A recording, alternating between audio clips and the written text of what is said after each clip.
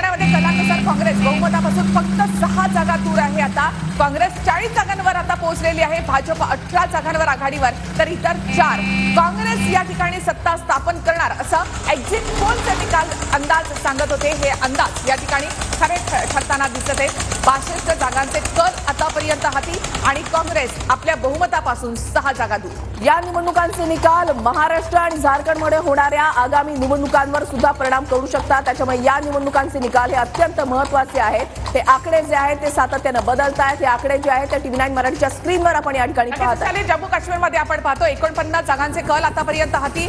हरियाणामध्ये आपण पाहतो 40 जागांवर काँग्रेस, भाजप 18 जागांवर आणि इतर 4।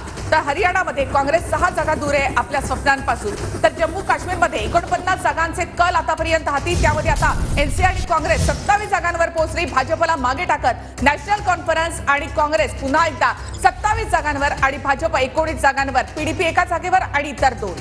हरियाणाचे कल सर्वेनुसारच आहेत। कलम 370 हटवल्यानंतर जम्मू काश्मीरमध्ये पहिल्यांदाच निवडणूक होते। 2014च्या नंतर ही पहिलीच निवडणूक होती आहे आणि आताची सध्याची आकडेवारी जर आपण पाहिली तर या ठिकाणी भाजप जे आहे त्याला 19 जागांवर आघाडीवर आहे आणि एनसी आणि काँग्रेस 27 जागांवर आघाडीवर। काश्मीर खोऱ्यामध्ये भाजपला मागे टाकत काँग्रेस आघाडीची मुसंडी या ठिकाणी पाहायला मिळते।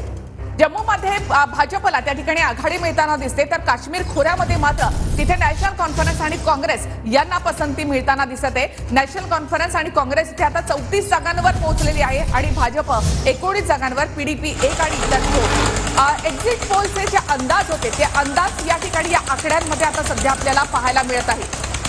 हरियाणामध्ये जर आपण पाहिलं तर काँग्रेस 40, भाजप 18 आणि इतर 4 जागांवर या ठिकाणी आघाडीवर आहेत। जेजेपी कडून एक दावा करण्यात आलेला होता की यंदा आम्ही चित्र बदलणार, मात्र तसं काही सध्या तरी होताना दिसत नाहीये।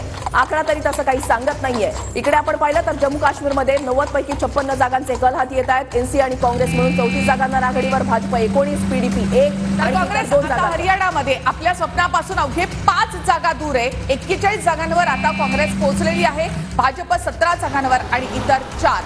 62 कल जे आहेत ते आतापर्यंत हाती आले, 62 जागांचे कल हाती आले। त्यामध्ये आता काँग्रेस 41, भाजप 17, म्हणजे काँग्रेस आपल्या स्वप्नापासून अवघ्या 5 जागा दूर आहे। तर आतापर्यंतच्या कालानुसार कुस्तीपटू विनेश फोगाट ही आघाडीवर आहे। जुलारा मतदारसंघ काँग्रेससाठी खडतर होता, मात्र विनेश फोगाटमुळे तो सुखकर झाल्याचं पाहायला मिळत आहे।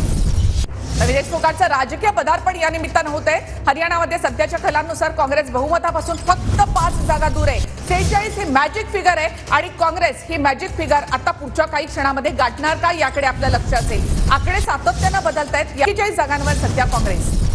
हरियाणामधला आकडा जो आहे तो आपण या ठिकाणी पाहतोय। आतापर्यंतच्या कालानुसार कुस्तीपटू विनेश फोगाट ही आघाडीवर आहे। तिने आपली आघाडी जी आहे ती कायम ठेवलेली आहे। काँग्रेससाठी खरं तर ही जागा जी आहे ती खडतर होती, मात्र विनेश फोगाटची या ठिकाणी आघाडी पाहायला मिळते। राजकीय पदार्पणानंतर कुस्तीपटू विनेश फोगाटची ही पहिलीच निवडणूक आहे। आपण इथे